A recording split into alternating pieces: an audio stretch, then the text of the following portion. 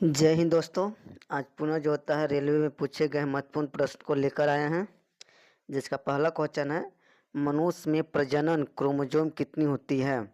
यहाँ पे पूछा जा रहा है कि मनुष्य में प्रजनन क्रोमोजोम, ऐसे कहा जाता है कि मनुष्य में क्रोमोजोम की संख्या कितनी होती है, 46 होती है। अब इसमें जो होता है क्रोमोजोम दो तरह के होते हैं, एक होते हैं आउटोसोम, एक को बोलते हैं हम लोग आउटोसोम, और दूसरे को बोलते हैं sex chromosome. Sex chromosome chromosome दूसरा को बोलते हैं सेक्स क्रोमोजोम, ठीक ना। अब यह जो होता है कितने जो होते हैं कि आपका 23 जोड़ी में रहते हैं, ठीक ना। कितने जोड़ी में रहते हैं, 23 जोड़ी में रहते हैं। अगर पूछेगा कि क्रोमोजोम मनुष्य में कितने जोड़ी में रहते हैं तो 23 जोड़ी में, लेकिन ऐसे पूछेगा कि क्रोमोजोम की संख्या कितनी होती है तो 46 होती है। तो यहाँ पे बोला जाता है कि 23वां जो जोड़ी होती है, ऐसे 22 को जो होता है आपका आउटो होता है, ठीक ना। 22 जो होता है जोड़ी होता है आउटोजोम होता है, ठीक ना। जबकि 23वां जो जोड़ी होता है वो आपका क्या होता है, सेक्स क्रोमोजोम होता है। तो 23वां जो क्रोमोजोम होता है वो आपका जो होता है मेल में जो होता है आपका एक्स और वाई होगा, जबकि फीमेल में जो होता है आपका कितना होता है, एक्स एक्स होता है, ठीक ना। तो ये आपका जो क्या है प्रजनन क्रोमोजोम है, ये भी आपका क्या है प्रजनन क्रोमोजोम है।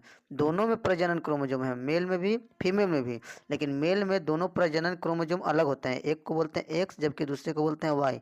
और फीमेल में जो होता है जिसे स्त्री बोलते हैं, उसमें क्रोमोजोम की संख्या होती है दो ही होती है, वो जो होता है दोनों को दोनों क्या होती है, एक्स होती है। तो प्रजनन में भाग लेने वाला, ठीक ना, या मेल में हो या फीमेल में हो, तो यहाँ पे जो होता है क्रोमोजोम जो होता है कितने भाग लेते हैं, इसमें भी दो लेते हैं, इसमें भी दो लेते हैं, ठीक ना। तो इसलिए इसका राइट आंसर हो जाएगा ऑप्शन नंबर सी, क्रोमोजोम की संख्या कितना होती है, दो होती है। प्रजनन में भाग लेने वाला क्रोमोजोम कितना रहती है, दो रहती है। अगला क्वेश्चन, मानव शरीर में कौन सा पदार्थ ऊर्जा का स्रोत है। ऑप्शन नंबर है ए में प्रोटीन, बी में खनिज, सी में विटामिन, डी में कार्बोहाइड्रेट। अब कहता है कि ऊर्जा का मुख्य स्रोत कौन होता है, ठीक ना। तो हमारे शरीर में ऊर्जा का मुख्य स्रोत जो होता है वसा होता है, और दूसरा जो होता है आपका क्या होता है, कार्बोहाइड्रेट होता है। क्या होता है, कार्बोहाइड्रेट होता है, ठीक ना। तो यहाँ पे जो ऑप्शन दिया हुआ है आपका ऑप्शन नंबर डी दिया हुआ है, कार्बोहाइड्रेट दिया हुआ है, ठीक ना। तो ये आपका जो होता है राइट आंसर हो जाएगा ऑप्शन नंबर डी, कार्बोहाइड्रेट। अगला क्वेश्चन, मादा प्रजनन कोशिका का नाम क्या है। अब कहता है कि यहाँ पे मादा प्रजनन की कोशिका जो होती है उसको हम लोग कहते हैं कि जो होता है रिप्रोडक्शन सेल्स बोलते हैं, ठीक ना। वो कौन सी है, ऑप्शन नंबर ए में है अंडा, बी में है शुक्राणु, सी में बीजांड, डी में अंडाशय। तो यहाँ पे कहता है कि हम लोग जो होता है अंडा को हम लोग क्या बोलते हैं, ओवम बोलते हैं। क्या बोलते हैं, ओवम बोलते हैं। और जो होता है शुक्राणु है, इसको हम लोग क्या बोलते हैं, स्पर्म बोलते हैं। क्या बोलते हैं, स्पर्म बोलते हैं। यह जो होता है आपका जो होता है स्त्री में, जिसको हम लोग बोलते हैं फीमेल, क्या बोलते हैं, फीमेल बोलते हैं, ठीक ना, जिसे स्त्री बोलते हैं। और इसमें जो ये जो होता है आपका कहाँ पाया जाता है, मेल में पाया जाता है। किसमें पाया जाता है, मेल, जिसको हम लोग क्या बोलते हैं, पुरुष बोलते हैं, ठीक ना। क्या बोलते हैं, पुरुष बोलते हैं। तो यहाँ पे जो होता है कि मादा जो होता है, मादा जो बोला गया है वो किसके लिए बोला गया है, फीमेल के लिए बोला गया है। किसके लिए बोला गया है, फीमेल के लिए बोला गया है। तो यहाँ पे जो होता है फीमेल में जो होता है कौन पाया जाता है, ओवम पाया जाता है, और ओवम को हम लोग क्या बोलते हैं, अंडा बोलते हैं। तो यह जो होता है मादा प्रजनन के लिए कौन सा जिम्मेदार लिया जाता है, अंडा लेता है। इसलिए इसका राइट आंसर हो जाएगा आपका ऑप्शन नंबर ए, अंडा। अगला क्वेश्चन, पका हुआ आम में कौन सा विटामिन होता है। अब यहाँ पे कहा जा रहा है कि पके हुए जो आम होते हैं उसमें कौन सा विटामिन पाया जाता है। ऑप्शन नंबर ए में है vitamin A, option number B में है vitamin C, option number C में है दोनों, डी में है इनमें से कोई नहीं। तो यहाँ पे कहता है कि पका हुआ जो आम जो होता है, जो पका हुआ आम जो होता है इसमें आपका जो होता है दोनों विटामिन होता है, विटामिन ए भी रहता है और विटामिन क्या रहता है, सी भी रहता है। इसलिए इसका राइट आंसर जो हो जाएगा आपका ऑप्शन नंबर सी हो जाएगा, दोनों विटामिन ए और विटामिन सी। अगला क्वेश्चन, रिकेट्स एक बीमारी है। ऑप्शन ए में है आपका मांसपेशिया की, ऑप्शन बी में है हड्डियों की, ऑप्शन सी में है खून की, ऑप्शन डी में है ऊतक की। अब कहता है कि यहाँ पे जो होता है रिकेट्स जो बीमारी होती है वह किससे संबंधित है, ठीक ना। तो यहाँ पे कहता है कि देखिए रिकेट्स नामक बीमारी जो होता है आपका किसकी कमी से होती है, विटामिन, किससे, विटामिन की कमी से होता है, और वह विटामिन का नाम क्या है? विटामिन डी, ठीक ना। विटामिन डी की कमी से रिकेट्स नामक बीमारी होती है। और यह जो विटामिन डी कम होती है तो यहाँ पे जो होता है हमारा जो होता है हड्डी जो होता है वो क्या हो जाता है? कमज़ोर हो जाता है। क्या होता है? कमज़ोर हो जाता है। और कमज़ोर हो जाने के बाद आपका जो स्ट्रक्चर जो होता है, ढांचा जो होता है, वो क्या हो जाता है? विकृति हो जाती है। कभी टेढ़ हो जाता है, कहीं कुछ हो जाता है, कहीं कुछ हो जाएगा, ठीक ना। तो इस तरह से जो होता है उसके ढांचा में जो होता है क्या हो जाती है? परिवर्तन हो जाएगा, ठीक ना। तो किसके कारण? जो होता है आपका विटामिन डी के कारण, ठीक ना। अब विटामिन डी के कमी के कारण आपका कौन बीमारी हो जाएगा? रिकेट्स में। ये कहाँ देखने को मिलता है? तो आपका किस में देखने को मिलता है? हड्डी में देखने को मिलता है, ठीक ना। तो इसलिए इसका राइट आंसर हो जाएगा आपका ऑप्शन नंबर डी। कौन सा होता है? हड्डी में। अगला क्वेश्चन, वह पदार्थ जिसकी कमी से डिहाइड्रेशन होता है। अब कहता है कि यहाँ पे वह पदार्थ का नाम बताइए जिसके कारण जो होता है डिहाइड्रेशन होता है। ऑप्शन नंबर ए में है नमक की कमी, ऑप्शन बी में है खून की कमी, ऑप्शन सी में है पानी की कमी, ऑप्शन डी में है लवण की कमी। अब कहता है डिहाइड्रेशन, ठीक ना। तो डिहाइड्रेशन को दूर करने के लिए हम लोग एक जो होता है घोल देते हैं जिसका नाम है ORS। क्या नाम है? ORS। जिसका फुल फॉर्म अगर पूछेगा कि ORS का फुल फॉर्म क्या होता है तो इसको हम लोग बोलते हैं ओरल रिहाइड्रेशन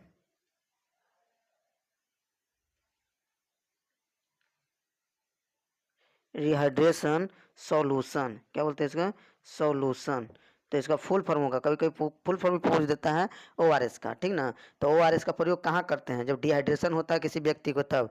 तो डिहाइड्रेशन क्या होता है? जब मतलब लूज मोशन जिसको बोलते हैं, मतलब वहाँ पे क्या होता है कि हमारा बार बार जो होता है दस्त होने लगता है, जिससे हमारे शरीर में जो होता है क्या हो जाती है? पानी की कमी हो जाती है। क्या हो जाती है?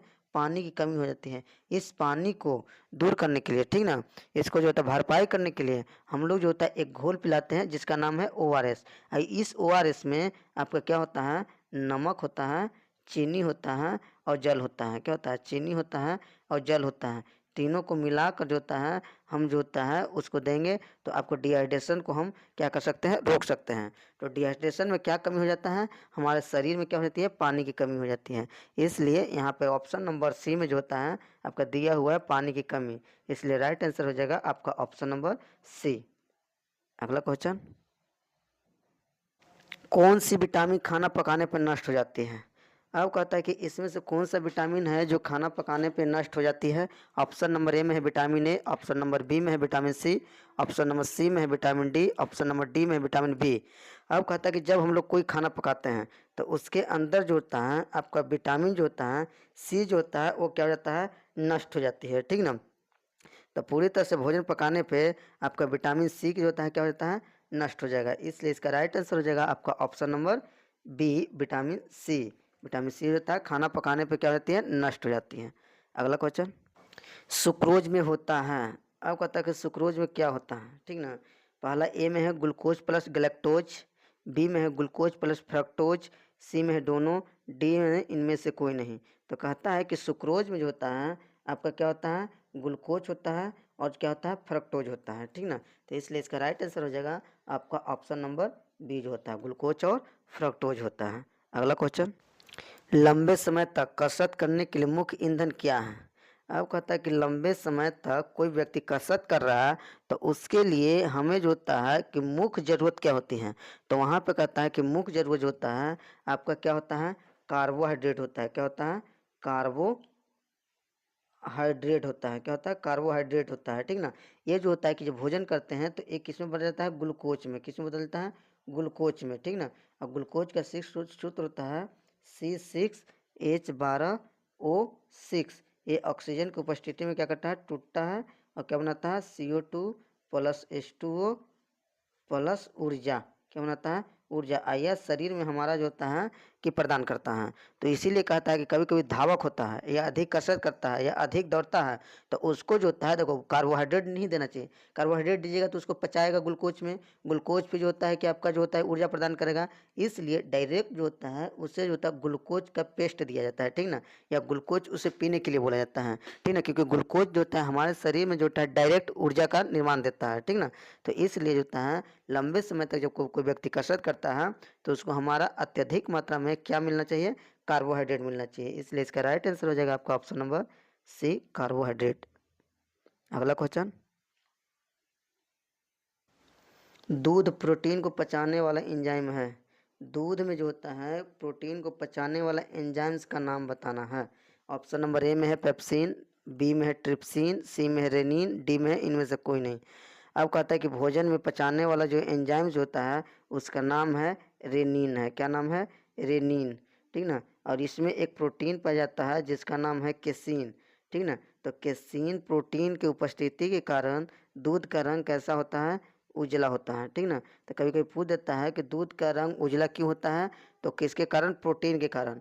तो वो प्रोटीन का नाम बताया जिसका नाम है केसीन है, ठीक ना। लेकिन यहाँ पे हमारा पूछा जा रहा है एंजाइम्स पूछा जा रहा है कि कौन सा ऐसा एंजाइम्स है जो दूध में पाए जाने वाले प्रोटीन को पचाता है, तो उस एंजाइम्स का नाम है रेनिन। इसलिए इसका राइट आंसर हो जाएगा आपका ऑप्शन नंबर सी, जिसको बोलते हैं हम लोग रेनिन। आज के लिए इतना ही रहने देते हैं, मिलते हैं नेक्स्ट वीडियो में, तब तक के लिए जय हिंद।